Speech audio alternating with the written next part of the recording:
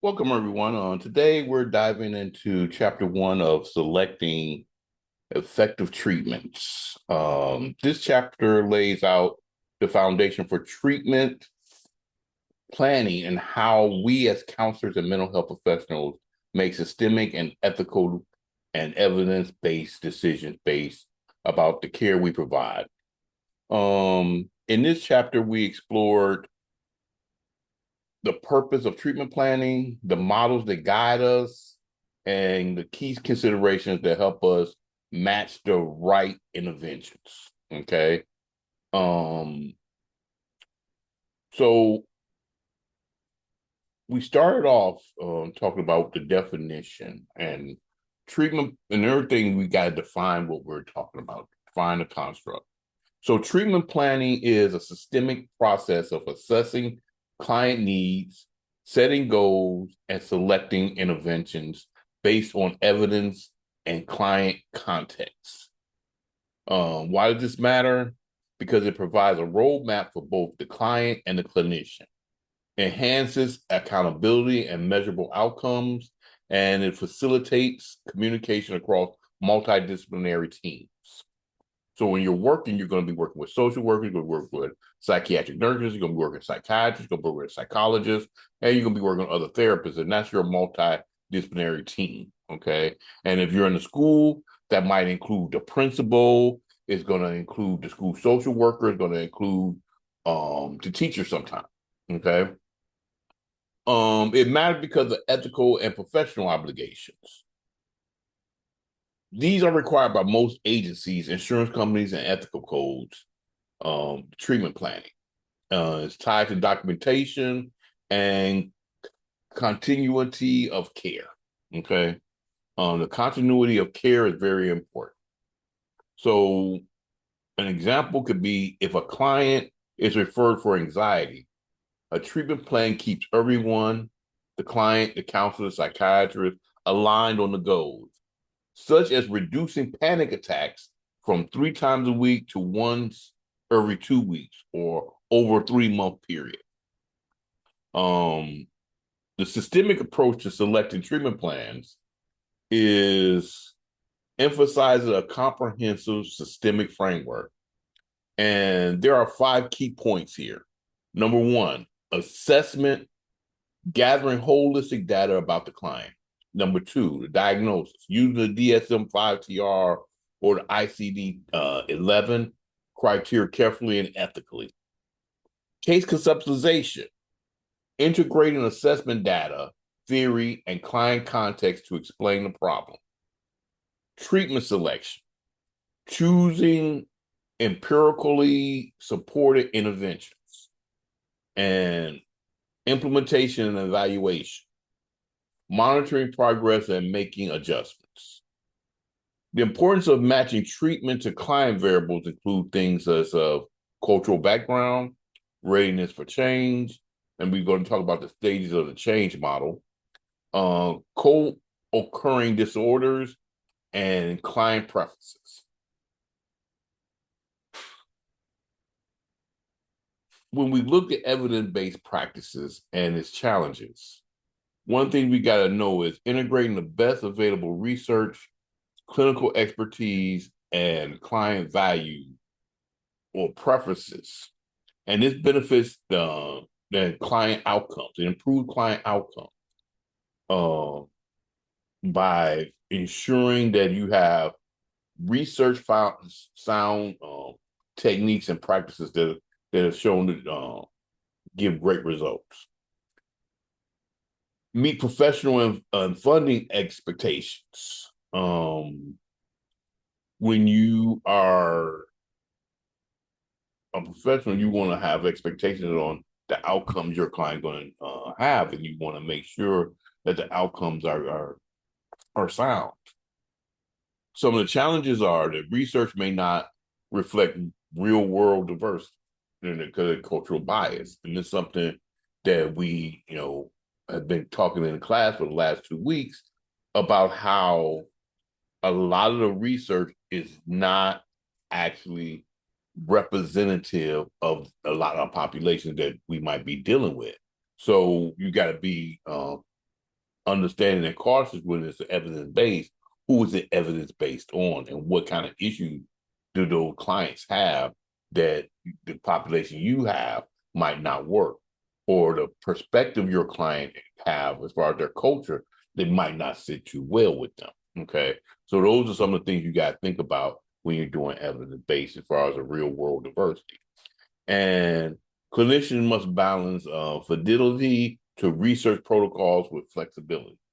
You got to be flexible to things and be ready to adjust and do things that might not be in the protocols of the research. You got to be flexible. So being comfortable with ambiguity is very important.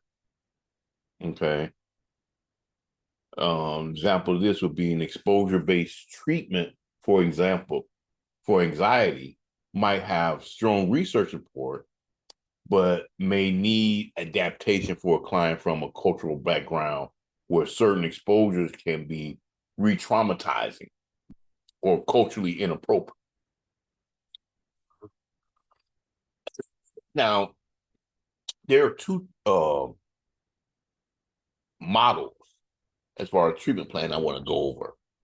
And these are probably the most popular models. And I want to make sure I kind of go over both of them, because as you move through the program here at Chicago State, I want to make sure you have a working knowledge of both models. So no matter what the professor you have want, which model they want you to have, you get exposure to it. If you go to internship site or practicum site and they're using a particular model, you're used to you've been exposed to it. Or if they just say do a treatment plan, now you have options on which one you want to do. And both of them have they're based off an acronym. The first one is do a client map. Do a client map is part of assessment and a treatment model.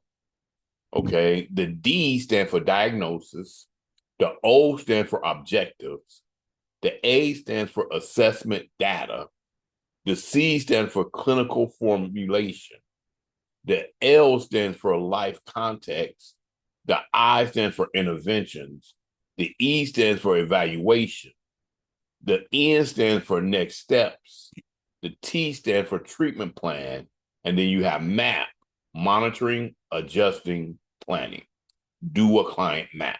Okay. The second one is I can start. And that's an intervention planning model. Okay. And like I said, they're both based off of acronyms. So here's the acronym for I can start. The I is for initial assessment. The C is for case conceptualization. The A is for assessment measures. The N is for needs identification. The S is for strategies. The T is for treatment goals. The A is for actions. The R is for resources. The T is for timeline. Now, both models emphasize structured and client-centered decision-making. And we're going to get in more detail with each of these in the coming weeks of the class. Probably next week, we're going to start talking about each model on a more detailed manner. But I wanted to get this kind of recorded and up to you just, before a start.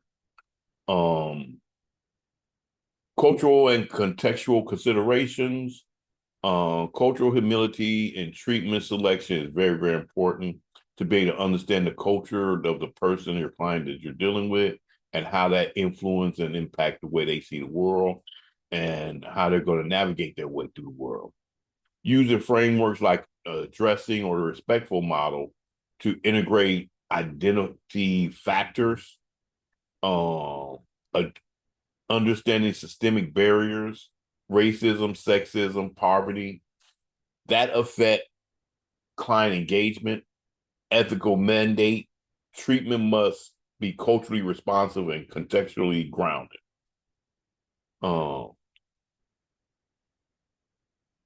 CBT protocol for depression may be highly effective, But for a client from a collectivist culture, incorporating family involvement could enhance adherence and outcome.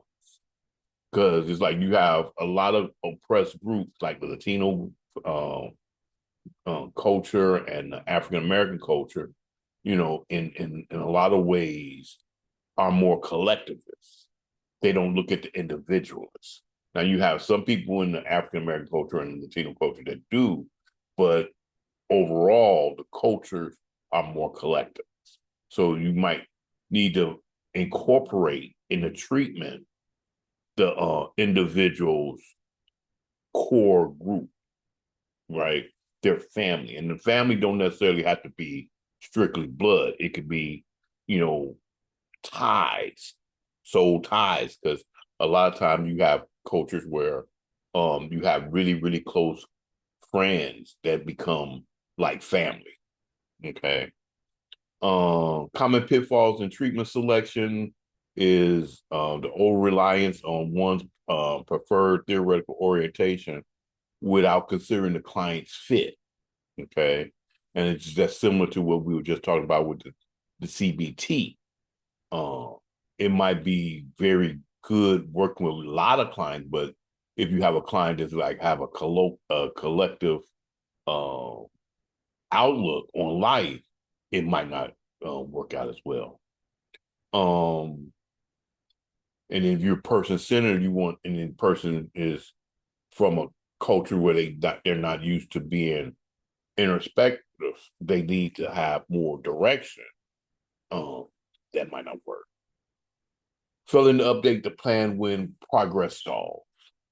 Um, this is very important to be able to make adjustments when you notice that something's not working and you want to, pivot to something else to try to help your client. Um, Ignoring client feedback, using outdated or non-evidence based interventions, and some of the things you got to think about is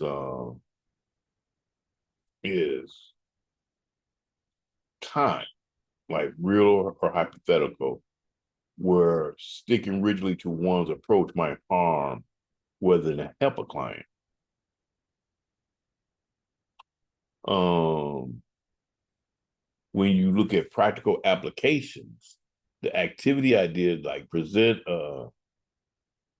poems or music to help the client really reflect. Those are some things you can look at.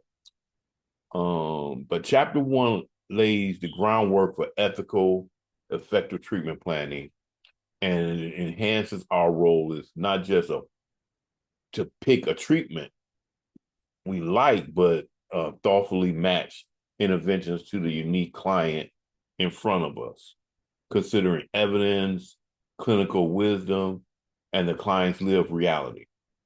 As we move forward in the course, we'll keep building on this foundation with deeper dives into specific disorders and matching them to effective treatment.